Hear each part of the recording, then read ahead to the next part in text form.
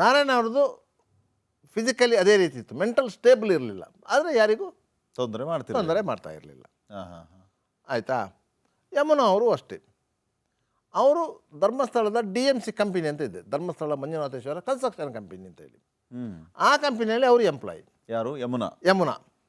ನಾರಾಯಣ ನಾರಾಯಣ ಅವರು ರಿಟೈರ್ಡ್ ಆಗಿದ್ದಾರೆ. ಅವ್ರದ್ದೇನು ಕೆಲಸ? ಯಾರು? ನಾರಾಯಣ ಅವ್ರದ್ದು. ನಾರಾಯಣ ಅವರು ಮಾವುತ, ಆನೆ ಮಾವುತ, ಧರ್ಮಸ್ಥಳ ದೇವಸ್ಥಾನದ ಆನೆಯ ಮಾವುತ. ಓಕೆ. ಇವರು ಮೆಂಟಲಿ ಸ್ಟೇಬಲ್ ಇಲ್ಲ ಅಂತ ಹೇಳುವ ಕಾರಣಕ್ಕಾಗಿ ಆನೆಗೆ ಕಿರುಕುಳ ಕೊಡ್ತಾ ಇದ್ರು ಅಂತ ಹೇಳಿ ದೂರ ಇದ್ದ ಕಾರಣಕ್ಕಾಗಿ ಅವರು ಹೇಗೂ ಪ್ರಾಯ ಆಗಿದೆ ಅಂತೇಳಿ ಅವರನ್ನು ರಿಟೈರ್ಮೆಂಟ್ ಮಾಡಿ, ಅವರ ರಿಟೈರ್ಮೆಂಟ್ ಬೆನಿಫಿಟ್ಸ್ ಎಲ್ಲ ಅವರಿಗೆ ಕೊಟ್ಟು ಎಲ್ಲ ಕೊಟ್ಟು ಅವರನ್ನು ಮನೆಯಲ್ಲಿ ಇರಿಸಿದ್ದು.